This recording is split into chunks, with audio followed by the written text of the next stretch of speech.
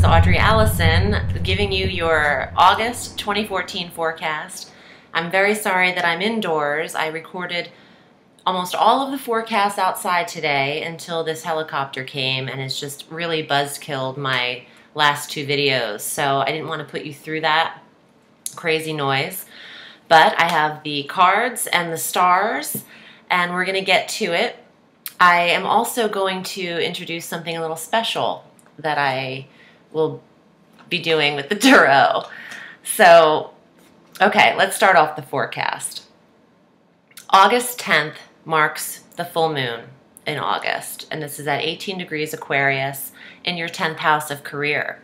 So this is a good thing because one job or career could be ending when another one starts.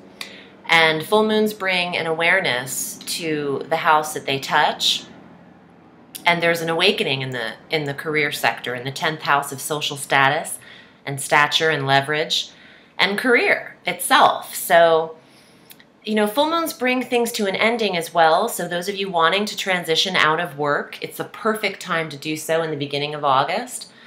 And you have some tremendous support for creative endeavors coming up halfway through the month till on to the rest of the month.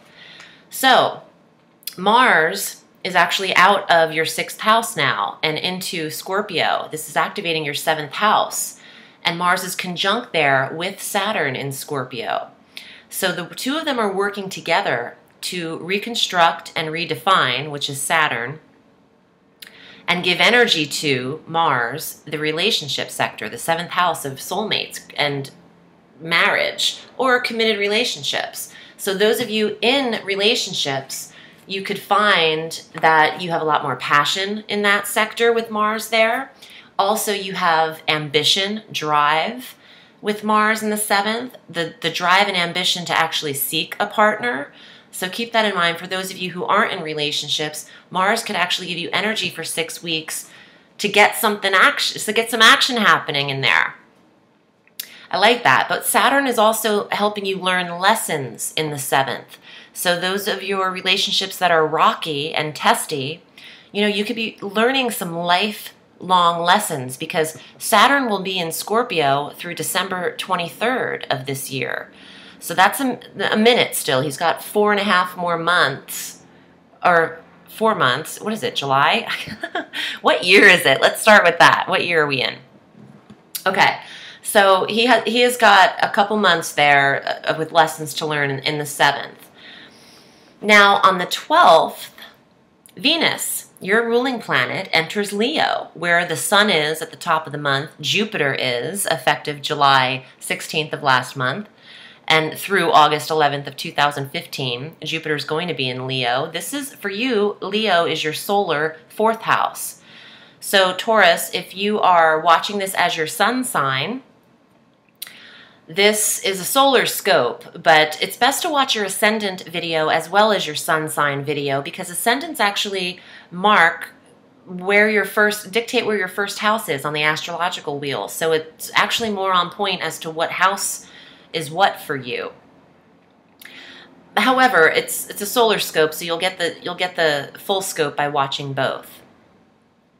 Venus will bring love, beautification, and money to the home because the 4th house is really hit up for you with Leo and Jupiter there. So your home environment is expanding this year and next year until August, but also you could be in this Venus transit for 28 days or so. You could be bringing decor and sensual fabrics and revamping the home, making it beautiful, making your home your sanctuary, which is what Venus is going to do for you. On the 15th, Mercury moves into Virgo. Virgo for you is your 5th house of creative endeavors. And here's where it starts in the 5th house. Because on the 15th, Mercury, the communications planet, enters the 5th. So it's great for writers, actors, journalists, musicians. You're expressing yourself easily. Things are flowing out of you. Mercury is giving you the the right words at the right time. And the fifth house is also children. So your communications with your children are very smoothed over at this time because you also have the large support of the sun, who enters Virgo on the 23rd every year at that time. But the sun and Mercury and the new moon on the 25th is 2 degrees Virgo in this fifth house. So those of you who are into sports, gambling, those kinds of hobbies, child activities, romance is also the fifth house. So this would be a great aspect for online dating, Mercury in the fifth, getting creative with your online profile, communicating right, Mercury being technologies.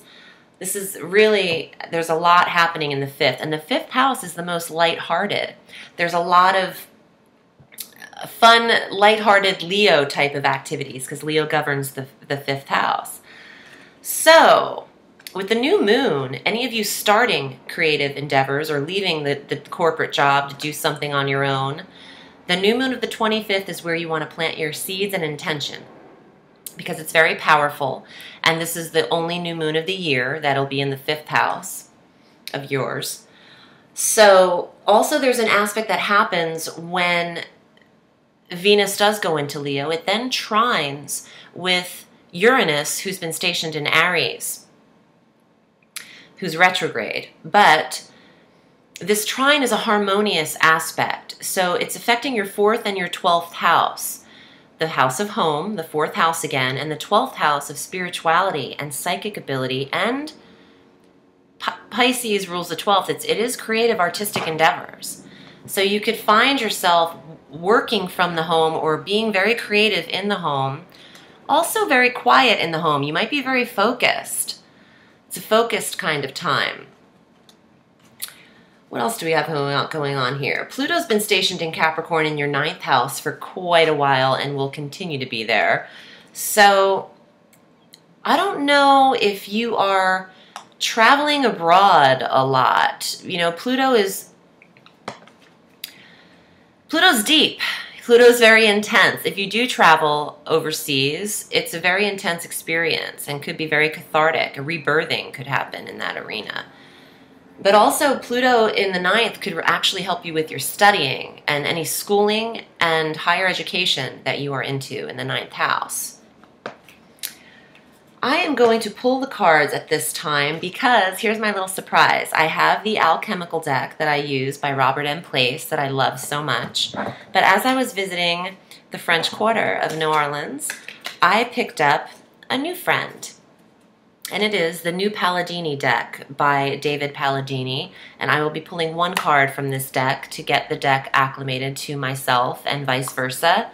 So, and they're beautiful. They're a mixture of romanticism, medieval pictures and illustrations, and I love the color palette he chose. So we'll get into that too.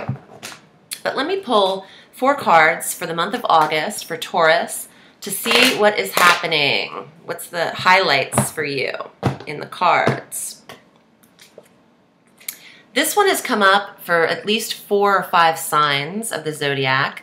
This is the woodcutter, sacrifice, cutting your losses, what no longer serves you. I'll get into the summation as well, but I'll do a general definition of each card as I pull them. The Ace of Swords, clear thinking, mental stability, direction, a positive, good idea. This could be, even though it's a mental air card, it could be great for initiating creative endeavors. The nurturer, excuse me, the gardener. This is the 6 of Cups, but it's giving not too much and not too little, nurturing just the right amount, maintaining a solid balance, an even flow of nurturing. And the 4 of Swords, the meditator, the thinker, the sage. This combined with this card is thinking about your plans and coming up with this good idea and taking a swift sword strike to implement that, taking what's in your mind and putting it to paper, putting it to good use. So those two actually combine very well together. This is getting rid of something that doesn't suit you, and it's a fire card, so I want to say it's a passion or a creative endeavor that maybe you have too many irons in the fire. You have too many things going on at once, and one of them might have to be pushed aside. You don't have to, get rid of it altogether, but one of them needs to be on hold right now. But also, this could actually fall in line with someone that you're giving too much nurturing to. Balance out what you are giving and receiving from others. Make it even. Make it nice. Okay, let me get to the good cards that I'm excited about. I mean, they're all good cards, but I'm very excited about this deck. What's the one card for Taurus for August that can be a source of strength? Ooh, the Hermit. Look at that card. They looked better in the daytime, and I apologize that I'm inside for this, and I'll use these next month as well. But the Hermit card represents Virgo in the Tarot. So Virgo is hit all through August 15th going forward. And the Hermit pulls in, he withdraws. Now you see there is a new moon on this card, and the new moon in Virgo is on August 25th at 2 degrees Virgo. This is going to give you strength to pull it in, to activate that 4th house, and maybe get your creative endeavors and your mind straight at home. Do some solid inner reflection in the home environment. It's where you're safe, and the Hermit is solitude and meditation and reflection, similar to the Sage card in the alchemical deck, the 4 of Swords. But the Hermit is a major arcana card, representative of the sign of Virgo, so it's very fitting for this month. Taurus, thank you so much for choosing me to listen to, and I appreciate your support. My name is Audrey Alison, and if you'd like to book with me, I'm at audreyallison.com, and you can find me at Facebook at Audrey Allison Astrology and Tarot. Have a sweet day, and I will see you in September, outdoors. Bye.